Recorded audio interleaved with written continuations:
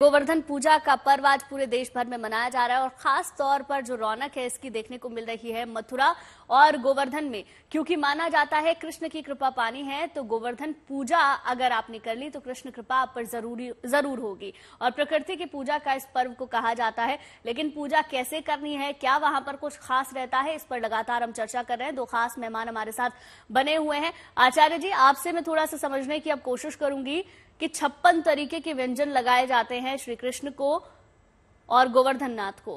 56 तरीके के भोजन लगाने के पीछे की कहानी क्या है?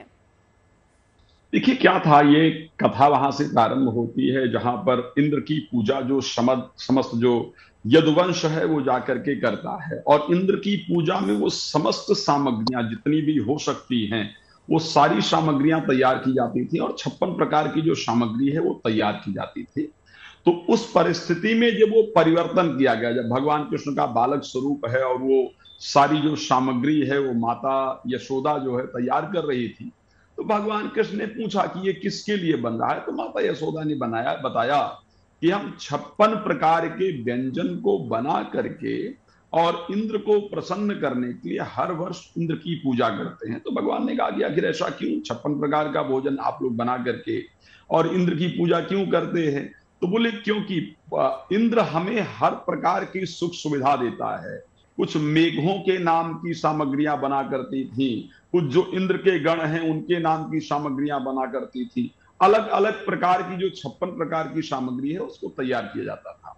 तो भगवान ने वहां पर फिर माता यशोदा और नंद बाबा और पूरे यदुवंश को ये समझाया कि नहीं सुप्तस्य उद्यमे नहीं सिद्ध्यंती न कार्याणि मनोरथ, नहीं सुब्दस्य सिंहस्य प्रविश्यन्ते मुखे मृगा।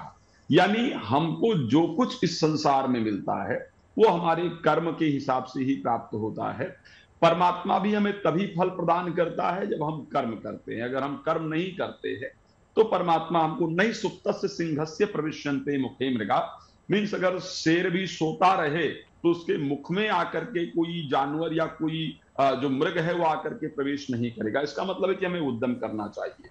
तो इस प्रकार से भगवान ने सभी को बताया कि प्रकृति सबसे इंपॉर्टेंट है, हमें उनकी पूजा करना चाहिए। तो ये हुआ कि आखिर क्या क्या हम भोजन में तैयार कर सकते हैं। तो जो जो जिसकी एक्सपर्टीज थी वहां पर, जिन जिन चीजों में लोग एक्सपर्ट थे, उन सभी चीजों को बनाया। त्योहार है ये प्रकृति से जुड़ा हुआ है, इसीलिए 56 तरह की सब्जियां और फल से जो है हम अन्नकूट तैयार करते हैं। और मैं रुक करना चाहूंगी, अनामिका का एक बार रुक कर लेते हैं। उसके पास कलरफुल तस्वीरें नजर आ रही है, प्लीज। तो अनामिका, किस तरह की तस्वीरें जो है आप हमें दिखा रही हैं? वहां से जो लोग हैं वो दिख रहे हैं कि कितने बेहद जोश में नजर आ रहे हैं और राधे राधे के जो है जयकारे लग रहे हैं। बिल्कुल, राधा राधा मैं हो रखा है इस समय गोवर्धन पर्वत। और मैं आपको सीधा सुना देती हूँ, बहुत सुंदर यहाँ पे गीत गाया जा रहा है, भजन गाया जा रहा है। आप गोवर्धन गीत गा रहे थे, आप गोवर्धन गीत सुना। गोवर्धन दान घाटी गिरिराज जी महाराज पास राधे राधे, जय राधे राधे। पूरी भारत में राधे राधे, देश विदेश में राधे राधे, राधे राधे।